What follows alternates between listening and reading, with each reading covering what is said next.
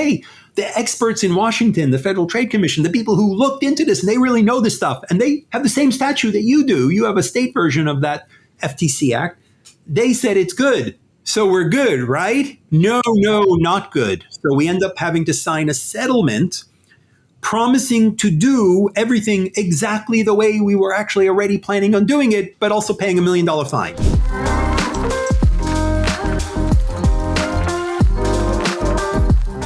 What's it like to found a forward-looking DC think tank? Is AI going to subsume privacy? Are chief privacy officer roles going to remain relevant? Today, I am joined on the abstract by Jules Polonetsky, founder and CEO of Future of Privacy Forum. FPF is a nonprofit organization that serves as a catalyst for privacy leadership and scholarship, advancing principled data practices in support of emerging technologies.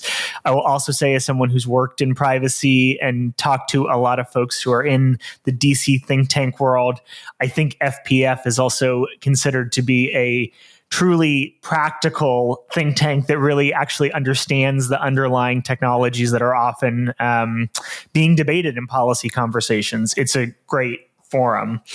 Before launching FPF, Jules was the Chief Privacy Officer and Senior Vice President for Consumer Advocacy at AOL, and then the Chief Privacy Officer at DoubleClick. He also had a prior career in politics, first working for a congressman from Brooklyn, then for now Senate Majority Leader Chuck Schumer, and he held elected office himself as a state assembly member from Shorefront, Brooklyn, and as the appointed commissioner of the New York City Department of Consumer Affairs. Jules, thanks so much for joining me today for this episode of The Abstract. Tyler, great to be with you and the audience. So, as I mentioned, your career was not a privacy one at first. It was actually sort of destined to be a political career. I want to start there. What inspired you to get into politics? You know, I wasn't inspired, and I didn't know anything about politics. My career has been a happy coincidence of maybe being bold enough to seize opportunities or help create them. I started out as a pre-med student who suddenly realized he didn't really want to go to medical school. Wasn't sure what I was going to do. I thought maybe I'd go for a PhD in industrial psychology. Still not sure what that is. I took law. The LSATs on a lark.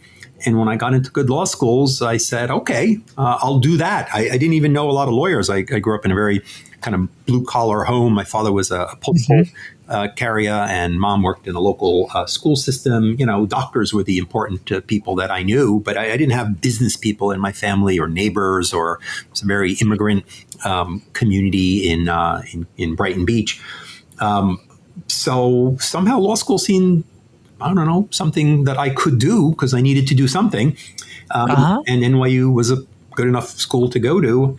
And I did enjoy law school, but I didn't have any real vocation. I liked real estate. I liked architecture. I liked buildings and you know, the architectural structure and the history and the magnificence. And so I thought I should be a real estate lawyer.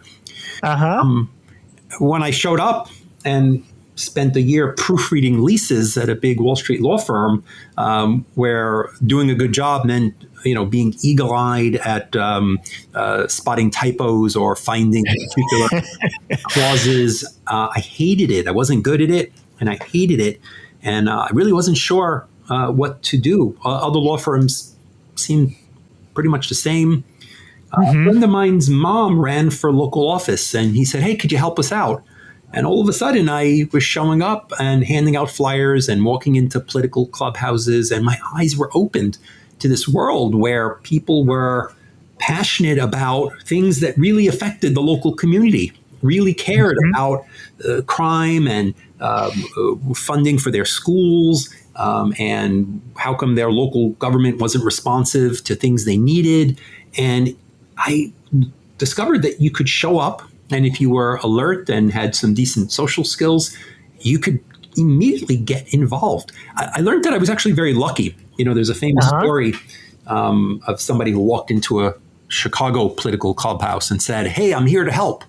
And the head of the clubhouse in that local Democratic ward said, well, who sent you? And the guy said, well, no one sent me. And they said, well, we don't want no one that no one sent.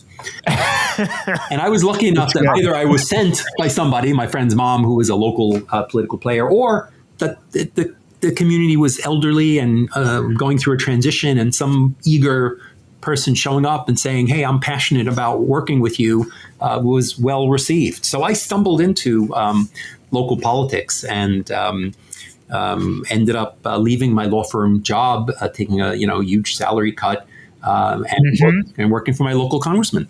That's great. I mean, I think we'll talk about this as the podcast goes on. A big theme here is around non-linear career paths and how they can lead to really meaningful opportunities. What a great origin. One piece of advice that I really like to give to, say, young people, but when I say young people, I mean people who have the capability of taking risks. Right now, I have a mortgage, I have a spouse, I have college tuitions. There's some things that come up interesting. I love my job. There's a lot more to do at FPF, but occasionally there's a really interesting senior government role that comes my way or something. I can't easily take risks. I've got to pay bills. I've got an organization that I'm responsible for. But at that time, I was young and single. And although I had a law firm job, I could go make $25,000 working for my local congressman and move back home because I had that safety net. And then even later on, when other opportunities came up, I didn't have kids. Eventually I had a spouse, but it was just us. I was able to take chances. I'll run for office. If I lose, that's fine. I'm not going to go hungry. I urge people, and this can happen at any point in your career. Sometimes people who've been working, as a CPO or been at a company and they're at a transition and they're thinking about what to do next. And I say to them, do you have the leeway, right? Maybe you were laid off, maybe you weren't laid off and you just have an opportunity. Can you take a risk? Like, what if you make no money for a year, right? And some people are like, hey, I can do that. I'm being paid out, or I made good money. So whether you're young or whether you're further along, there's only certain windows in your life where you can actually go for a gold ring, like say, I'm going to take a chance. There's never any guarantee. And even changing jobs, right? You're taking a chance and it's not. So grab those opportunities when you have the room to do so, because there are other times where you're going to have to say, no, hey, it's your job to pay bills and you got to stick with the stability. I got a couple more questions for you about your time in politics. The first is, Chuck Schumer is the Senate Majority Leader and a huge figure today in American politics. Any stories you have or impressions from your time, things that you learned working for him? And then I want to ask you about running for office too, and what compelled you to go and put yourself out there, because maybe it was easier at the time, but that is still a big risk and big shift in sort of the division between a job being something slightly private and it being sort of your whole life and very public. Yeah.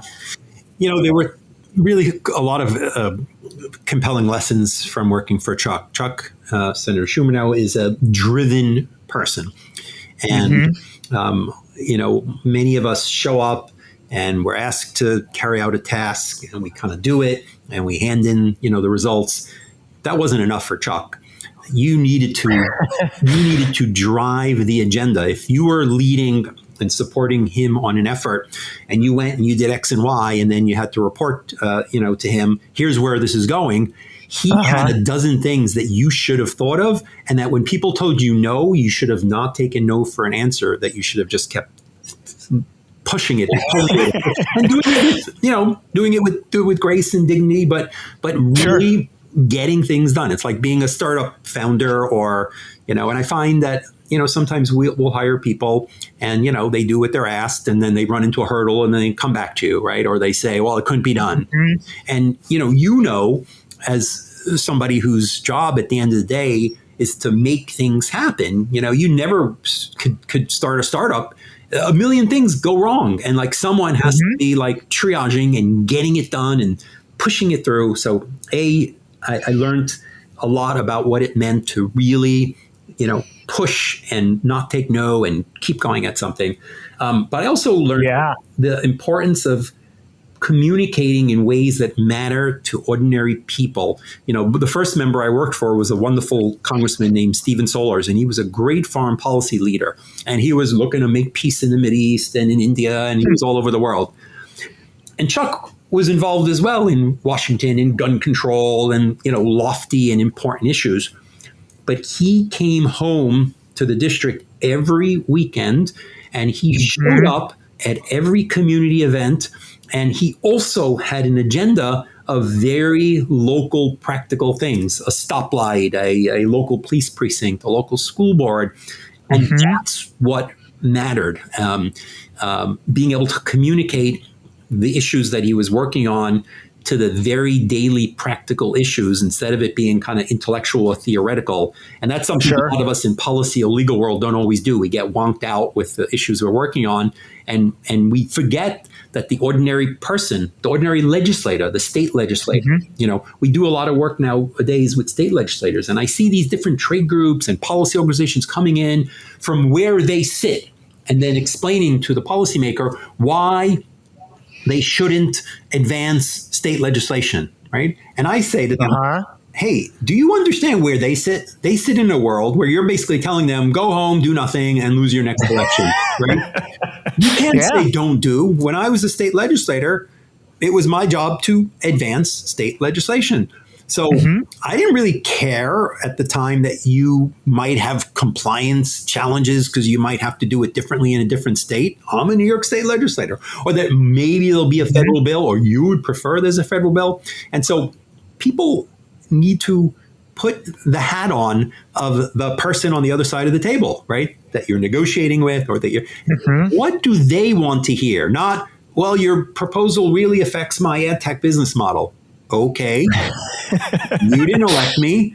People who are like, I don't like that, or advocates who are telling me, hey, we're going to salute you for doing this. So now you tell me why I shouldn't do it. Now, there are reasons why, but you got to put your hat on and say, hey, what you're doing is going to affect the local retailer who only wants to advertise because he only has one store, the local plumber who only wants to advertise locally.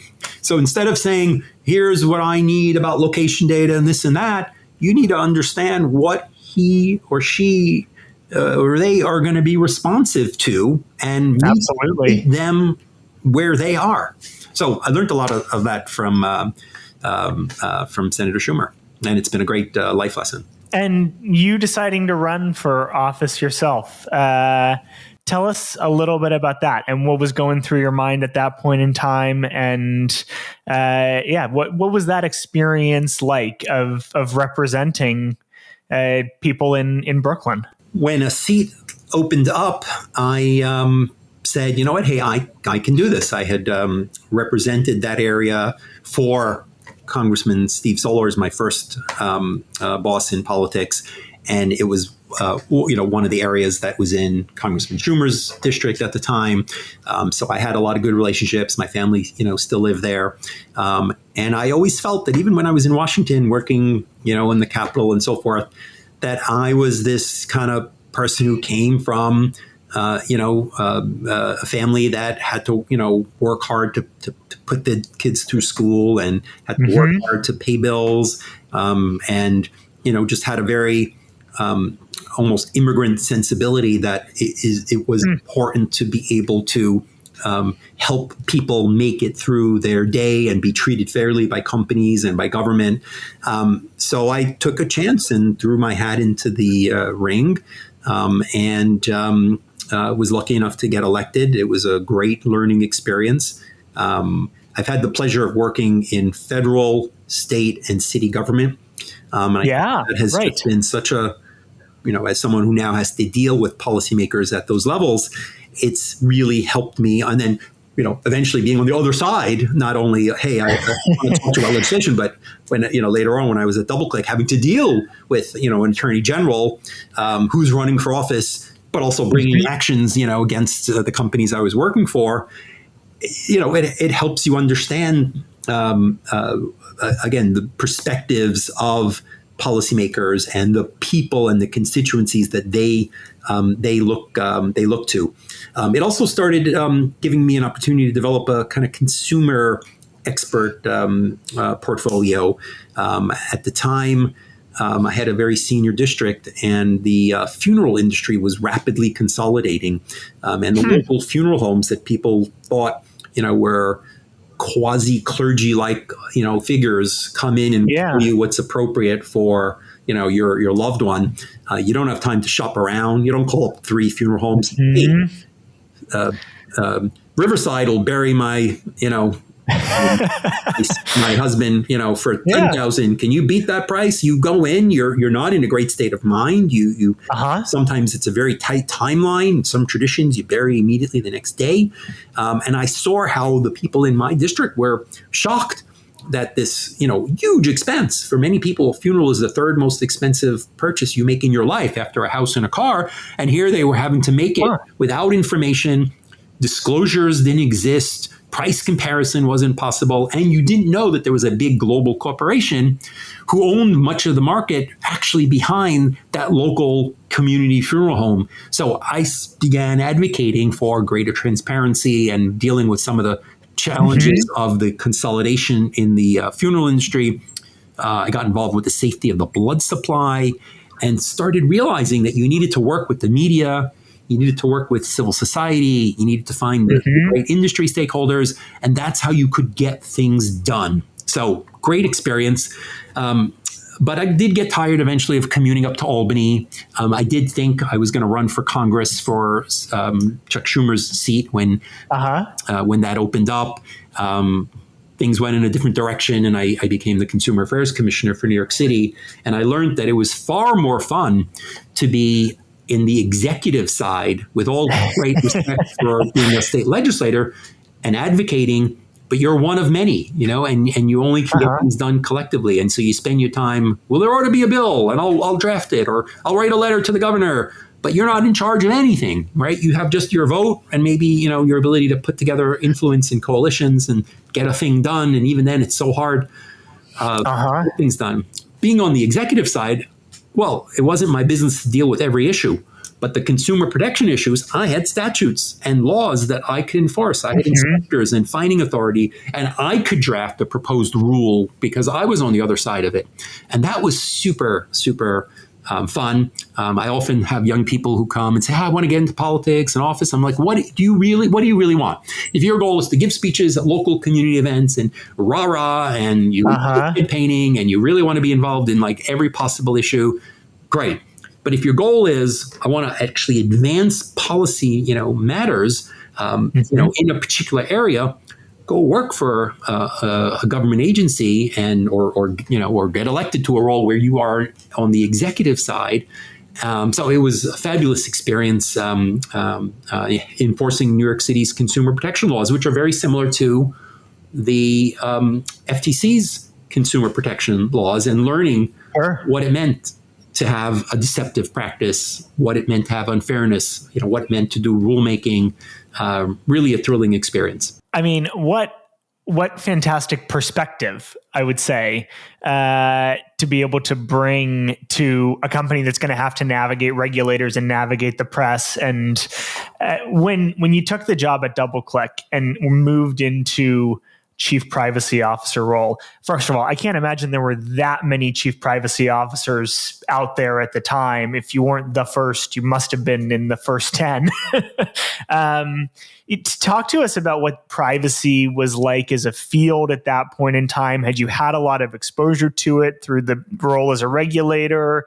Where did you think it was going to go? Like, what did the landscape look like then? Yeah, the first of all chief privacy officers was probably Jennifer Barrett Glasgow of Axiom, or sometimes Ray Everett Church of All Advantage, who may have been the first sort of online digital advertising related one, whichever date came first. There was a collection, but it was pretty early. And I think we were all figuring out what the job, actually meant. And so there was a lot of opportunity to define what the role ought to be. DoubleClick was a particularly interesting place to come into because they were under siege for buying Abacus and intending to link up offline data to online data. And, the interesting lesson from the DoubleClick experience was they had done a lot of things right. Before they did anything, they did consumer surveys to learn what do people think about cookies and about being anonymous online and when they want to opt in and when they want to opt out. They worked with the leading academic of the time, Alan Weston, the sort of father of U.S. privacy scholarship, and he did these surveys and interpreted it, for them.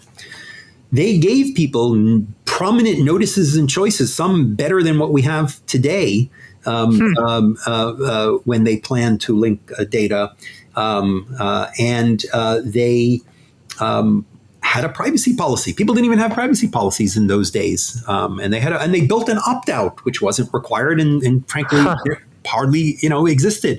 And they built these tools, and yet and they briefed advocates, some who initially actually were very positive because they said, we're used to dealing with personal information, like people having credit report problems and data breaches, and hey, you're not going to know people's names. It'll just be a cookie, and people can even clear their cookies. Now, the advocates quickly realized, well, actually, maybe it wasn't explicitly personal, but boy, it felt very personal. Sure. And yes, people had browser controls, but maybe they didn't even know they had those browser controls. And so, it turned sour. But there was this early, period where DoubleClick and the other early ed tech companies were the champions of democratizing access to technology. The alternative was you had to do business with AOL. There was no ad market. You didn't have salespeople.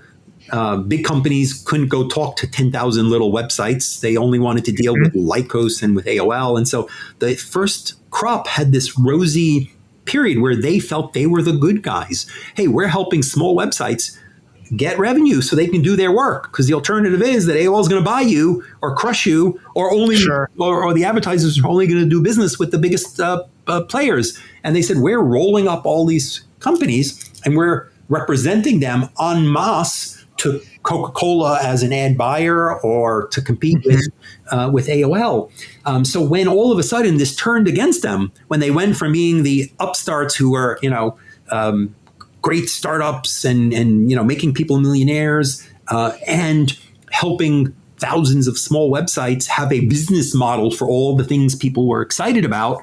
And all of a sudden, no, you're evil. You are violating laws.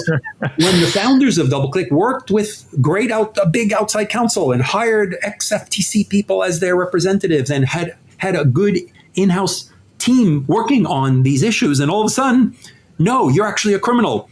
So, wow, right? So I had to help the business understand that, well, this isn't fair, but guess what? It is what it is. The politicians do what they do.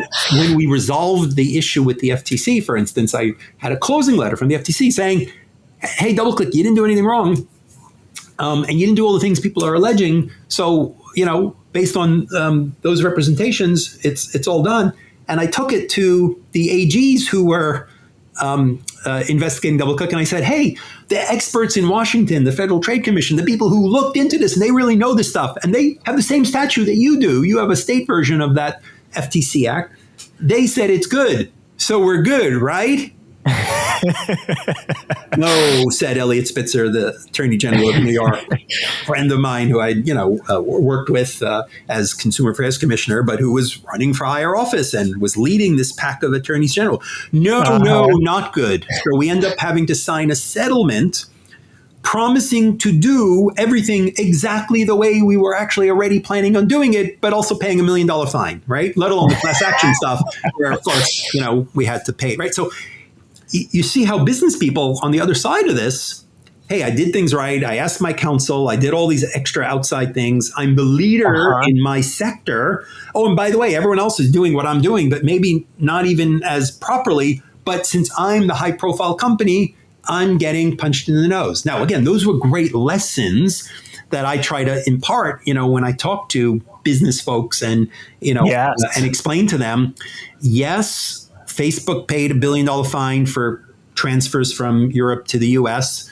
And yes, that could have been you, but the complaint was against them. But yes, that could have been you as well. And now Uber's, got hundreds of millions of dollars. And yes, so helping them understand that you got to be a little cynical, but then there are things you can do about it, that you can try to work and set the stage and, index on transparent practices and be confident and proud.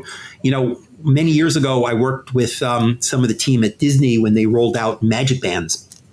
Right, which they knew people were going to like. Right, they knew that it was a pain in the neck to have to run around and get your fast pass loaded, and that people would be able to pay for things or even give it to their teen and say, "Yeah, go ahead, spend. I put money on it. You don't got to come bother me. I'm going to be on the other side of the park with your little kid sister waiting online." Right, but yet, a prominent senator, when he heard about these magic bands that Disney could use to track what you did in the park, and wrote the scathing letter. Well, they had done all the P's and Q's, and they worked with their legal team, their privacy team. They had outside input from us. We walked through the park with them. They were able to turn right back, to Senator Markey at the time and say, "Excuse me, what we're doing is for our customers to make their experience better, and we're proud and confident, and so." What are the things you need to do so that if you were challenged by a critic who maybe doesn't understand what you're doing or doesn't like it, that you can say, doing the right thing, and here's all the things that I did to spell out that path. So, hear me out. Mm-hmm.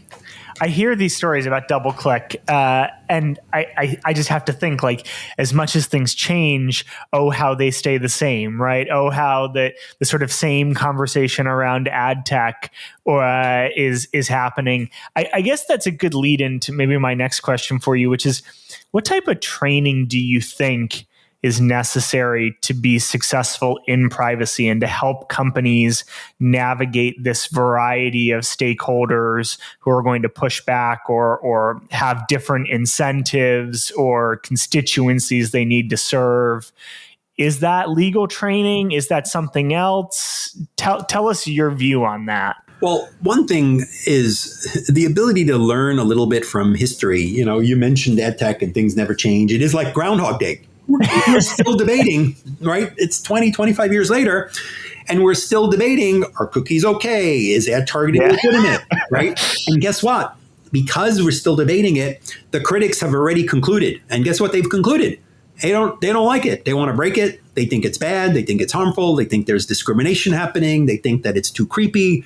What is it about the advertising industry, which is supposed to be expert on communicating with users, that it cannot figure out how to make its case? Because there is a good case to be made.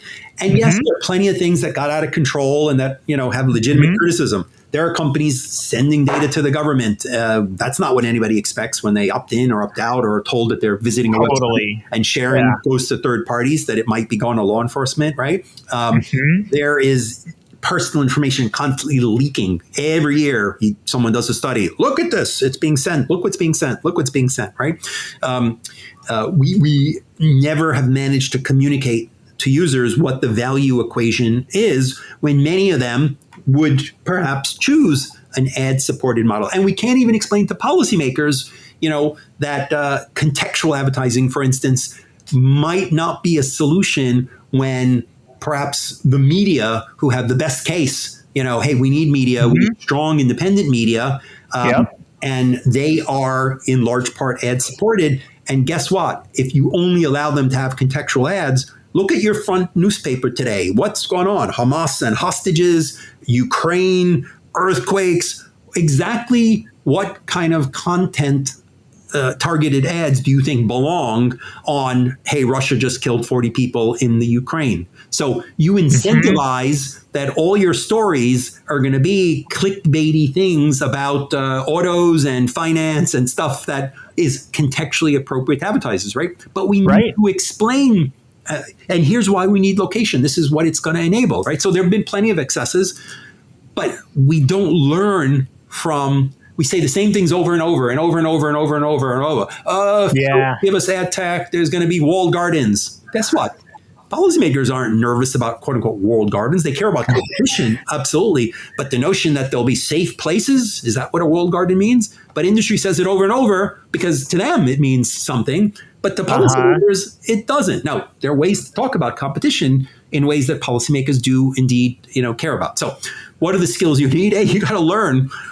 There are so many examples of companies getting punched in the nose or advocates getting upset or legislation being provoked or compliance meltdowns, that being able to take lessons from what actually is risky and harmful is critical. The biggest thing I would say is, and this is particularly for the legal and policy audience, the more you can actually understand the business and the technology. A lot of us, we're so busy, we're reading legal things, we're following legal stuff, right? And then we spout back to the business, our conclusions. The best legal and policy people end up becoming, the strategic. Kristen McNeely, who recently became the chief privacy officer and head of data strategy at the global level, right? You see the most sophisticated general counsels, right, becoming the president of the business, right? Correct. Yes. So whether your title stays, privacy, but being a trusted advisor sometimes means having to know the business and the data flows almost as good as the business people, and sometimes better. And I don't want to be arrogant about it, right? The business person you're dealing with maybe knows their product and has their mission. Go make more money selling this widget, right? And you are talking to people across the company about how they use data and where it goes. And you are often in a position to say, yeah, I get that. But, we built that system 6 times in 6 different ways already. And so, you want the one that is customized to exactly the bells and widgets and gadgets that you do. But for the company's purpose, having something standardized, and then we will actually be able to get you the data you need because it'll come in the formats and this and that, instead of just creating skunkworks and databases. And so, why are you all going to the same legal and privacy conferences over and over? Where are you at the conferences or the trainings that give you the insight? Are you listening to the earnings calls of your competitors and other companies? So, know the underlying economics of the business and the industry. It's amazing how often people who are just so busy trying to keep up with what they need to know about law and policy that they can't do that, right? Number one. Number two, if you're dealing with senior executives, understanding how to distill the key points, they don't want to understand your complicated, complex legal memo. They're operating very often, they're making gut decisions, right? And this is sort of ridiculous, but this is the way it is for lots of senior business executives, right? They got a lot of stuff reporting into them, and they have sort of general frameworks and views, and they expect you to know the issue better than them. And you have to give them, a best informed judgment based on the kinds of factors they are listening for. They can't assess the legal risk. You somehow need to learn, and this only comes, I think, with experience and judgment and having a network across other companies, right? We have so many issues of first impression and so many new laws that are gray. And you are the one who has to make really sensitive decisions. Like, we can't comply with this perfectly, but this is reasonable. This is what we reasonably can and should do now. And so, yes, I am creating some risk, but, I think I've laid my, groundwork appropriately. So business judgment, technical and business understanding. The easiest part is what people spend all their time on, reading the law and analyzing the law. Like, yeah, you got to do that. But please realize that is not your entire job. The Abstract is brought to you by SpotDraft, an end-to-end contract lifecycle management system that helps high-performing legal teams become 10 times more efficient. If you spend hours every week drafting and reviewing contracts, worrying about being blindsided by renewals, or if you just want to streamline your contracting processes, SpotDraft is the right solution for you. From creating and managing templates and workflows, to tracking approvals, e-signing, and reporting via an AI-powered repository, SpotDraft helps you in every stage of your contracting. And because it should work where you work, it integrates with all the tools your business already uses. SpotDraft is the key that unlocks the potential of your legal team. Make your contracting easier today at SpotDraft.com. The thing that I love about everything that you said is I don't think I've had someone on before who's been an elected official. Might have had some folks who were regulators before. Certainly no one who's run a think tank, and I think we can say is really, really good at framing things and talking to policymakers, maybe in the way that you have that experience. I do talk to a lot of general counsels, including a number who have taken on that president role or COO role. And the advice that you just gave for how people can be great in privacy and in that's what we hear from them too. So I just want to highlight, like, isn't that cool that your cumulative experience has led you to that conclusion for privacy professionals, that, you know, some of the best sort of legal minds in businesses today have also reached. I want to ask you about why you decided to start FPF and be a founder of a think tank. Yeah, at one point AOL was losing all of its dial-up customers to broadband, and we were looking to do whatever we could. And my boss, one of the early founders of AOL, Ted Leonsis, now perhaps known better for his sports, leadership. Of the Wizards and the Caps and the major sports centers here. But Ted owns sort of the brand and the trust and those issues. And at one point, Ted said, we got to stop doing pop-ups. People don't like pop-ups. We'll stop doing pop-ups. Maybe they won't leave us for broadband. Of course, they were leaving no matter what we did, but we were doing whatever we could. And we stopped doing pop-ups. It was a huge financial hit. And people still got pop-ups because they got pop-unders and pop-overs, and the pop-up left by the site that you were at, 20 minutes earlier that was leaving garbage behind and so forth. And Ted said, Jules, go talk to the various trade groups. I mean, we made our decision, but look what they're doing. They're burning all of their customers. Everybody on the internet is going to be unhappy if every site you go to is bashing you with these pop-ups. So I go to some of the trade groups and they say, well, yeah, and of course they do nothing about it. And then I come back a few months later and I said, I heard there's a new technology, pop-up blockers, and people are downloading them. We're going to sue those people. They're not allowed to do that. They'd be stealing our content. And I come back a few months later and I say, no. I heard that Internet Explorer, which was the dominant browser at the time, is going to build the pop-up blocker into the browser. They can't do that. That's not competitive. And I said, I don't know. This is the internet. These things work out in the end. Consumers kind of get control of these things. And then I realize something goes off in my head. Wait. The pop-up companies are 10% of this trade group's members. They're not going to boot out, even if it's in the best interest of the majority, because with my self-interest, hey, we stopped doing this. We think everyone else should. And clearly in the best interest of consumers, they can't do what I'm asking them to do without pissing off their constituency. And it's revenue, right? It's a trade group. It's revenue. It's numbers. It's revenue. And hey, it works. People are clicking on it, so they must actually like it, right? And I realized that a challenge that many of the trade groups had was that they had to get a lot of consensus, or there had to be a massive disaster coming immediately before they could get their members to agree on things that maybe even 80% of their members agree needed to happen in the best interest, but were fatal perhaps to a small number. Really hard. And on the internet and in digital, almost no company can be a good actor without cooperation of vendors and partners and competitors and a whole ecosystem. You can't be a good app without Apple having certain rules and the App Store having certain rules and your advertisers and your publishers. And those companies don't always talk to each other, even though they're in business together. Their privacy people aren't like working out a cooperative experience. Here's the end user experience for my app on a phone. That's like dependent on all kinds of things and controls and settings. And so I said, wait a second, nobody can really fix things that are even clear things that everybody would benefit from in the long run in their own good for consumers and for business because we need a lot of cooperation and because the trade groups are constitutionally not suited.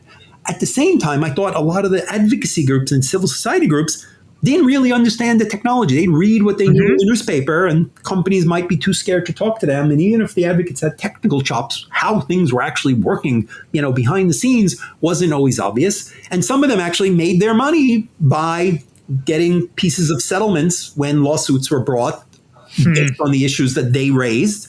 So that was fine with them. Or they would get quoted in the media, right? And their job, and people would go try to convince somebody whose job is to fight you, not to criticize you, when not criticizing you means I don't get a New York Times quote in the top graph saying, the consumers I represent are unhappy with that big bad actor. So whatever you're calling to ask me about, yes, that company did wrong and I'm here against it, right? But I understood that because that's what politics worked like. You didn't go to the NRA and say to them, can I discuss with you your position on guns? Could you not be for guns? You get that that's their job. There's this famous scene in Washington, a famous quote, never can try to convince a man of something when his job depends on him not understanding you, right? Now, I'm generalizing. Great. There were some great civil society groups, and sometimes they were absolutely right. But there were very few folks who lived in the middle, like me and my peers at companies. Now there were thousands of chief privacy officers around the world, and I was always, connecting with them and learning from them and working with them. And they were generally good people who wanted to figure out how to get things done right. And their job wasn't maximizing the revenue, even if it was giving some strategic advice. Their job was help you navigate by doing reasonable things that are good for your customers. So I didn't think there was anyone in the middle. And so when AOL was slowing down and I was thinking, hey, what am I going to do next? And I'd already been a chief privacy officer at prominent companies twice.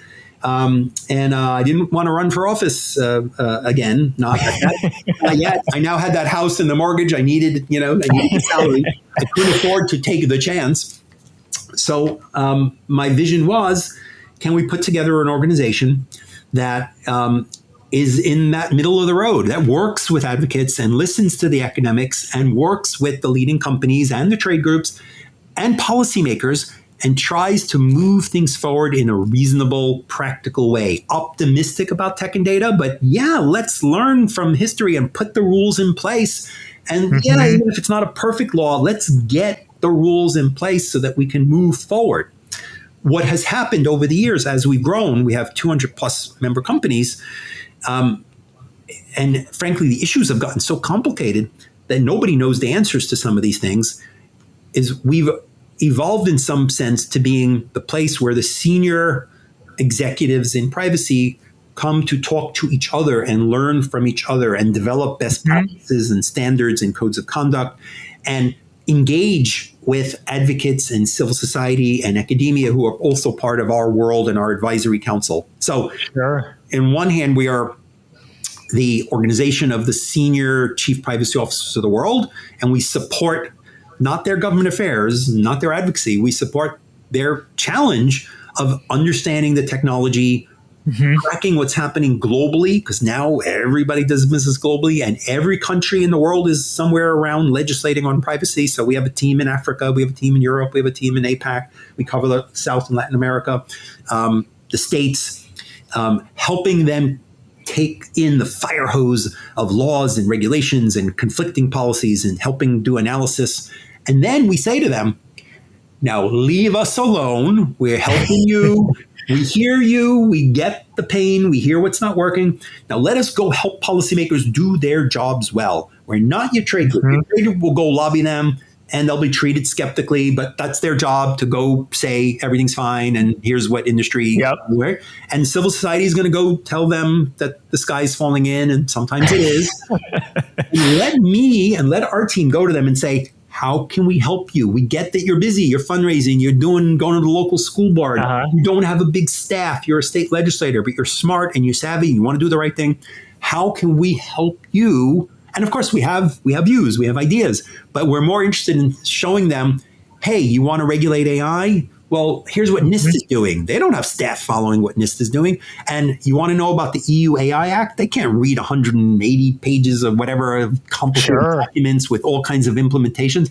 But we can say, look, here's an expert on our staff, or here's a great external expert who can walk you through. And my hope is that even if I don't agree, and even if you don't agree with everything they're doing, a smarter, better informed legislator who also actually understands the practical needs, the business needs, understands what will break or not, and gets candid, honest, yes, again, optimistic and friendly to, hey, we need advertising, we need AI, we need commerce. Sure.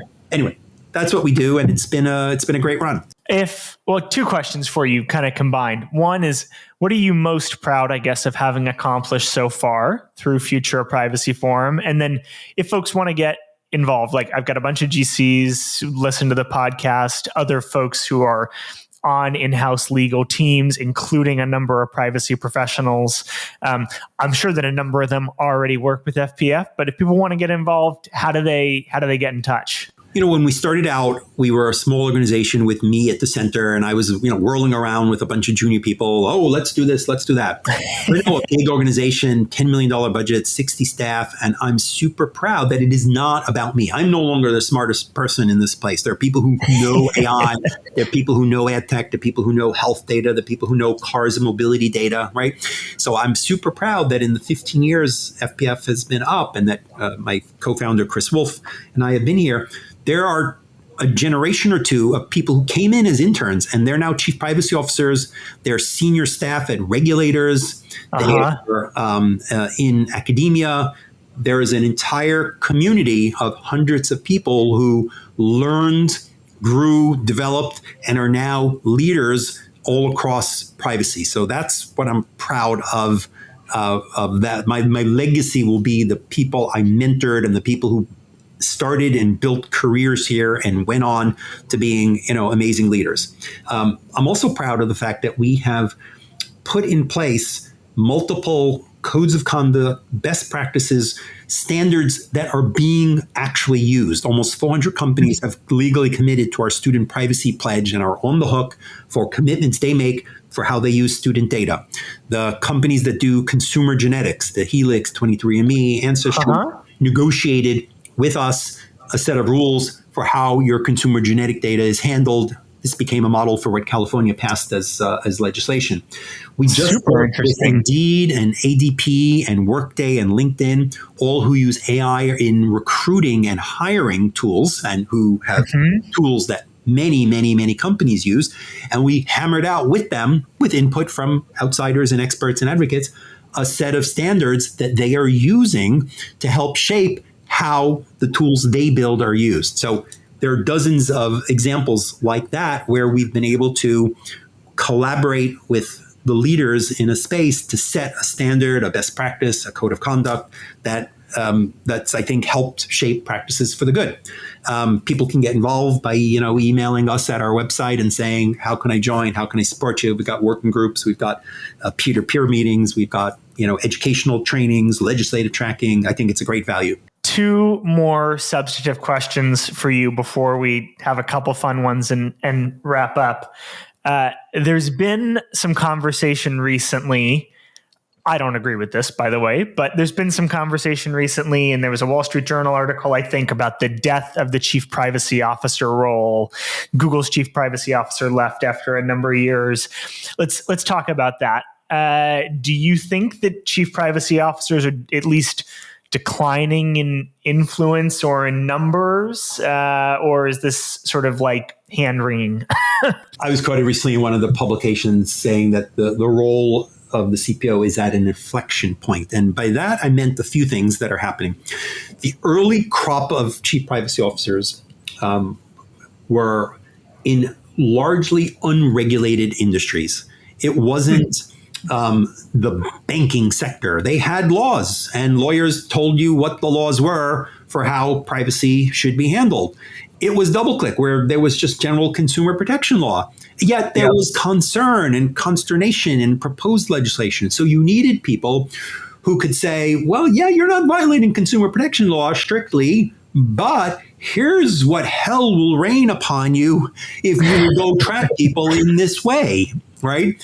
And here's what regulators are going to think, and here's what legislators are going to think, and here's what the media is going to think, and here's what our brand. And so you needed people who were shaping policy and practice and thinking through compliance. And now we have state laws and GDPR and enormous legislative activity, and companies know how to deal with complicated legislation. They've got legal and compliance teams who do this in slave labor, in environmental, and all sorts of other issues that are really important as well. And so privacy has moved from being a largely unregulated with sector specifics to a highly regulated industry. And highly regulated industries aren't the ones who've led the way or who've had the most prominent chief privacy officers. Google is now a highly regulated entity. There are lots of people working on legal and compliance and litigation and so on and so forth.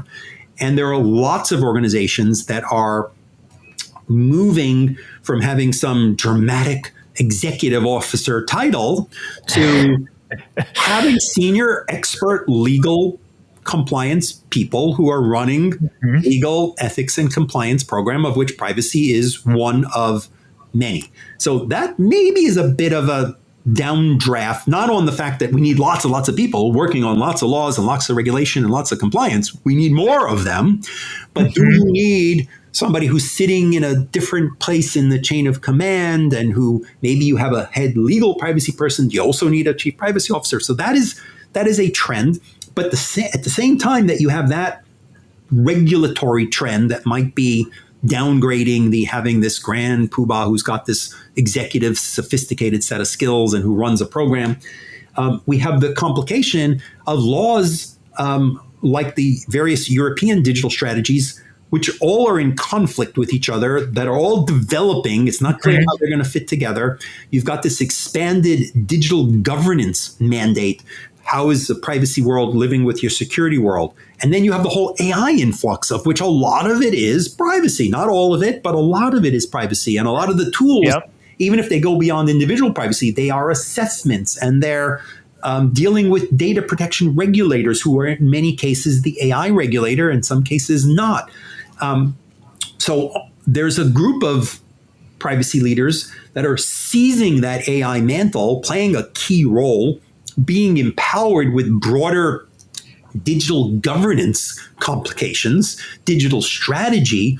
Who best understands all the legal restrictions on data that comes my way, whether it's partner restrictions, whether it's legal privacy restrictions, whether it's international restrictions, and understands my business and can help navigate the complexity of these evolving and not yet clear or final laws. So there is a group of people that are getting digital governance, that are getting AI, that are getting new titles, broader titles, CPO and digital governance. Carolyn Lescu at MasterCard has a very broad digital governance scope. Anna Zeider at eBay is CPO and AI lead. Emerald Deleu has AI. You're seeing AI showing up in some of those titles. You're seeing digital governance. You're seeing data strategy. But it's at an inflection, right? In some places, you can see it being pushed down. Hey, it's just another regulatory issue. We know how to handle that. We have a lot of regulatory infrastructure. And then you do see at the same time, sophisticated companies recognizing that the complexity is far more than compliance. There's a program to run here. There is privacy operations. There's training. There are things that go perhaps a bit beyond.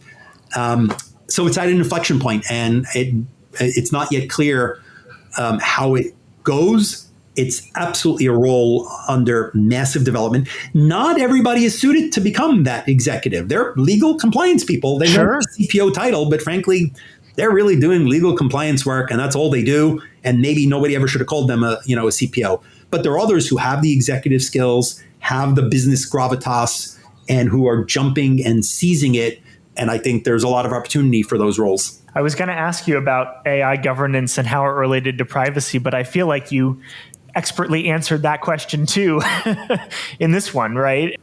You know what? There are folks, I just spoke to a senior chief privacy officer at a big company, and she said, I don't want it.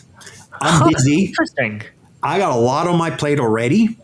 Nobody's offering me 10 new staffs for it. A lot of the work is heavily technical work that maybe our CTO or CISO, if it's testing the AI system to determine bias, am I actually running those, very technical tests? If it's red teaming, whether or not the model, can be broken, am I really doing that? I'll give my input, but I don't want to seize it. And then you've got others who are like, gimme. This is important. This is the future. It's heavily driven. So I see, and when I say I see, we host dozens and dozens and dozens of convenings among the senior people who are talking to each other. Do you want it? Should you get it? Oh, you got it in your title, but are you really leading this, or are you just a member of the committee? How is it working at your organization? So I don't think that's fully cooked yet. Some of it depends on what kind of organization are you. Are you really building AI models, or are you, a consumer of these models and you need to do the compliance work? And so, maybe the role looks very different than someone who's at a frontier model company or who's at a company that's really building these tools where it's a very different type of role. Also at an inflection point. I got some fun questions for you as we start to wrap up. I'm curious about your favorite part of your day-to-day. I love doing product reviews. We've got companies who come to us all the time. And, I miss being in the bowels of product people coming and saying, we're going to try to do this. And I was like, I thought the technology didn't do that. They're like, yeah, but if we do this and we do that, and issue spotting and saying, well, okay, here's a path forward on that. That does seem pretty creepy, but maybe if you do this and we do that. And so people love coming to us with the hard stuff that they don't have a good answer. They don't have consensus. Legal says one thing, public policy is nervous, advocates are critical, and saying to us, can we walk you through what we're looking to do? It keeps me smart. It keeps our staff super smart. And then I love seeing that, hey, we proposed you do it this way or you design it that way. And then, having some impact on even some of the biggest companies' practices in ways that, I see rolled out. So I love doing that. That's great. I totally get that. I think product counseling work or being product counsel is maybe one of the best jobs in a business, and certainly one of the best on a legal team. Do you have a professional pet peeve? Wow. I guess what frustrates me is we now are in this wave of legislating, and that's fine. But build on what is already the current law when you are legislating. Let's take dark patterns. Everyone's banning and restricting dark patterns because who would be for them? And what I keep asking is, isn't that already illegal? What are you looking to expand beyond? We have 100 years of FTC and state AG history on what is deceptive, what is unfair, what is prominent disclosure, right? What is going to confuse people? What is good enough? Now, if you're telling me that wasn't good enough, okay, let's talk about where we need to expand this. The CFPB has authority that is not just deceptive, they have abusive. And that maybe means something more. Professor Lear Strolowitz of University of Chicago wrote a wonderful paper, and he sort of posited what might be legal, but maybe a dark pattern, but yet legal under current law. And he did a bunch of consumer tests, and he says, you know what? There are some examples where it passes muster. It's like it's disclosed and all that. But when we poll people afterwards, they regret the choice they made. They don't say, well, I didn't know there was some catch there. I didn't see the opt-out. But they're like, I wouldn't have done that now having understood what really ended up happening. But it was adequately disclosed, right? So maybe that's where we're going, but that's not where the policymaker discussion is. People are banning things that are already illegal. Now, again, if we're changing the standard and we're saying, no, it needs to be equal. We care so much about this, right? We don't let you donate your kidney. We say, hey, you need to know what you're doing. We got to sit down. It's not just a matter of filling out a form.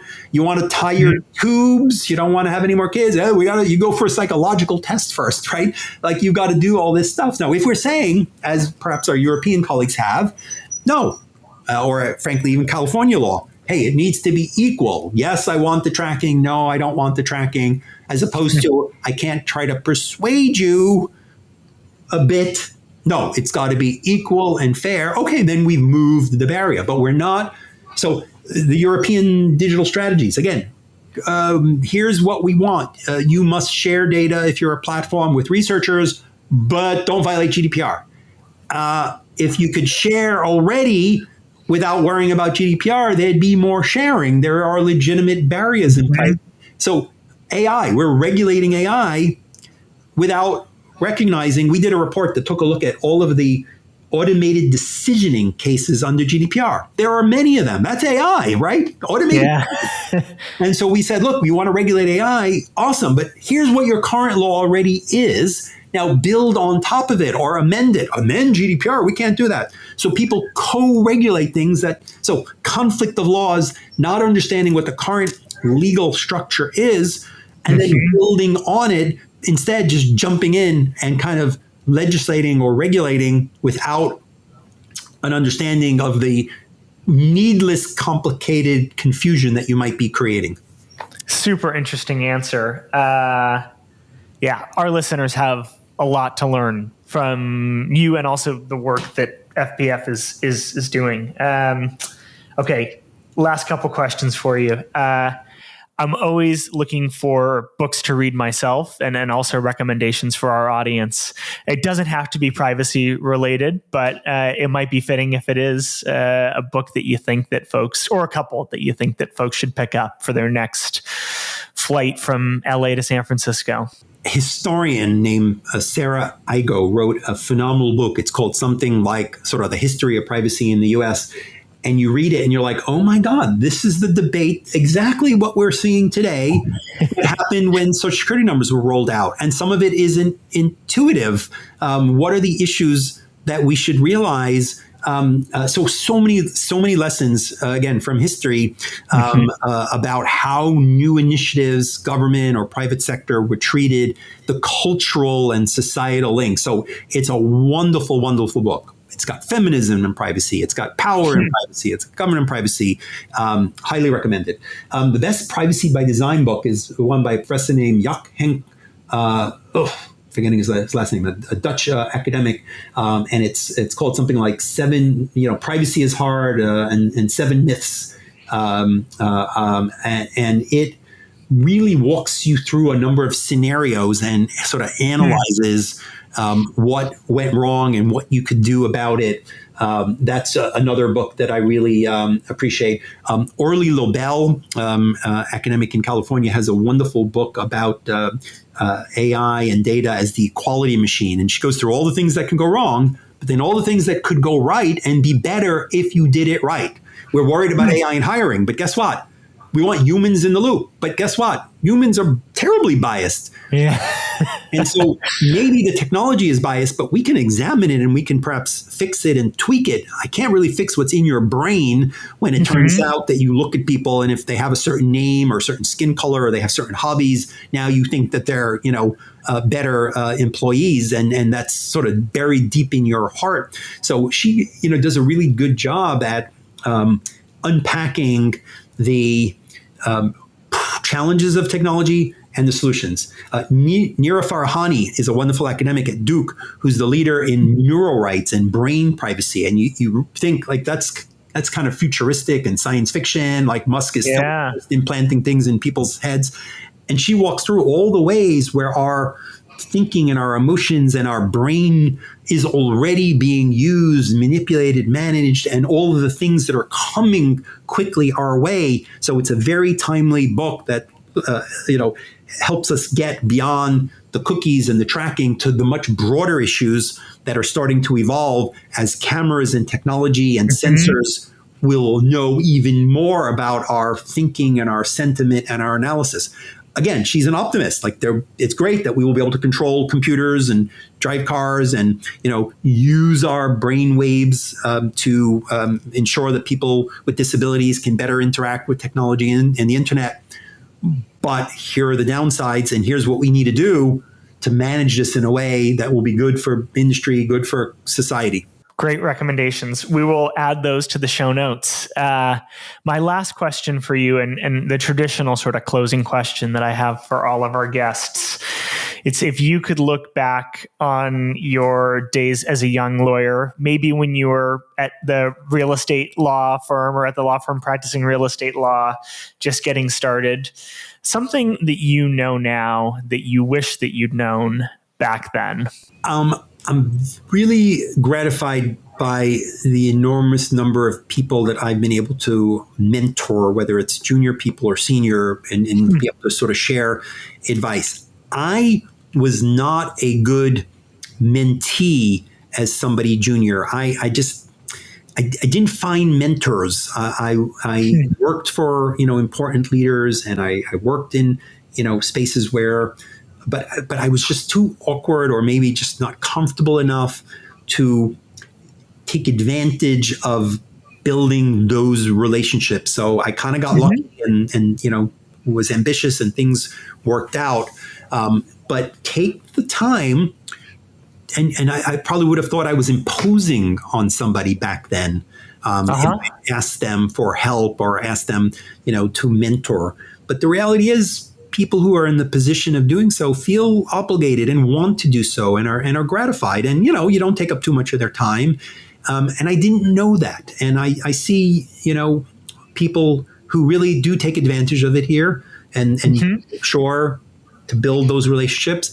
And then others who are maybe too shy or too embarrassed or don't want to be imposed on. So I wish I had been able to be a mentee, or be bold enough or confident enough to sort of seek and build those relationships. And I encourage young people to take advantage of the fact that people would like to share perspective with you, and build those. I wish I had done more of that, and I encourage young folks to take advantage of that. That's a really thoughtful answer.